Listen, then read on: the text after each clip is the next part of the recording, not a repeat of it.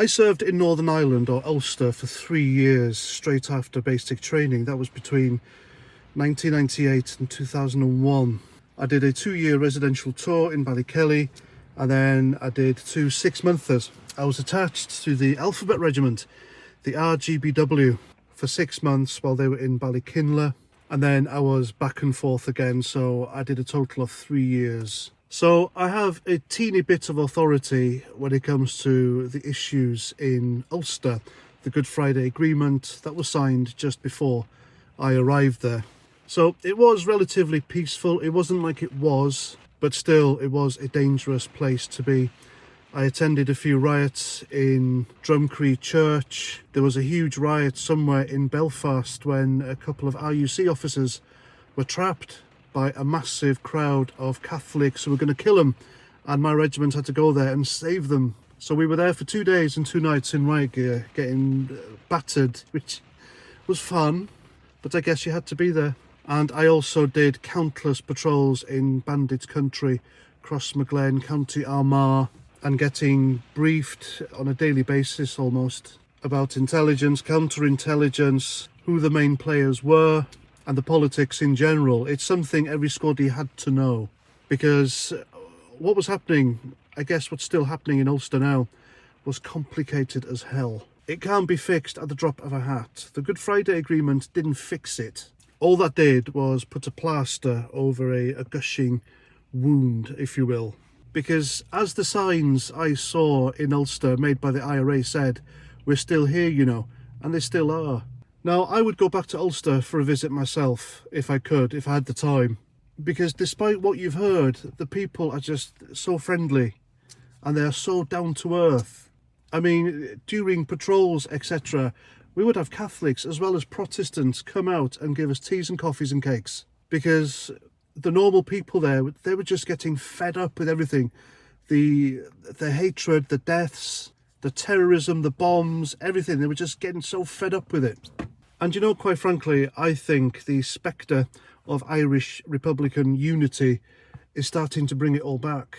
Now, Bungalow Joe Biden, he's in Ireland. He'll be also in Ulster giving speeches because it's like the 25th anniversary of the Good Friday Agreement. And if you don't know what the Good Friday Agreement is, it was, like I suggested earlier, it was like a plaster on a gushing wound that didn't really fix the problems, and it let off all the cowardly balaclavaed IRA terrorists off the hook. These people committed terrible atrocities in the name of a united Ireland, and they didn't care who they killed. Babies, women, children, innocent men, everyone got it. And it was the same with some of the Protestant movements as well.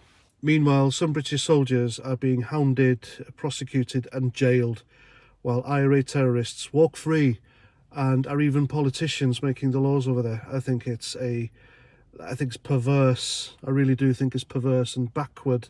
And I hope to God Gerry Adams one day is held to account. But there we go. So back to Bungalow Joe Biden. Bungalow because there is nothing upstairs. The guy is empty. There's no brain. Whatever brain he had has just melted. He can hardly talk. He can hardly walk. And all he's done since he was elected president is cause problems. Nothing but problems. There's no solutions. He hasn't fixed anything. He's had more vacations than any other US president, including Obama, who had a ton. And he likes to go out and have chocolate chip ice cream. And that's it. The guy is a non-entity. There's nothing there. Nothing. And his wife, the odious Dr. Jill Biden, a doctor because she wrote a paper and that's it. She's not a real doctor. She ought to know better. There's clearly a mental decline with Joe Biden. There's clearly something big wrong with him. And if she loved the guy whom she married, she would say enough is enough. But she hasn't, so she clearly likes the lifestyle and trappings of being First Lady, doesn't she? And her dress sense is just awful. It's like she's walked into an old people's care home, saw a garish pair of curtains and said, I like them, I'll make a dress out of it. That's what she's like. Imagine a blonde wig on Kermit the Frog and you've got Jill Biden. Anyway, back to Joe Biden. The guy's there doing a speech and he has absolutely no understanding of what's happening over there. He keeps going on about the fact that he's Irish, but his family left Ireland in 1840, and his connections to Ireland are about as strong as mine. My great-great-great-grandmother was Irish. It's not something I boast about, but yeah, even I have Irish roots. And he has the same romanticised, out-of-touch vision of a Republic of Ireland being oppressed by the evil British Empire, even though it got independence back in 1912 and has very much run its own affairs. But still, they gave money, they donated to Sinn Féin and the IRA until a terrorist atrocity happened to them on 9/11. So they had no idea, they didn't care until it happened to them on 9/11, and then all funding stopped. So that's one of the factors of why there haven't been any IRA adventures since around the time of 9/11. And Biden's speech will mean nothing. It won't even be written by him. It'll be by some left-wing flunky who will quickly look up Ireland on Google and write about it. And the Unionists, they have a good reason to call Joe Biden Provo Joe, because he is clearly anti-British. He shoved our Prime Minister, though unelected, Rishi Sunak, out of the way to shake hands with someone else, completely disregarded him.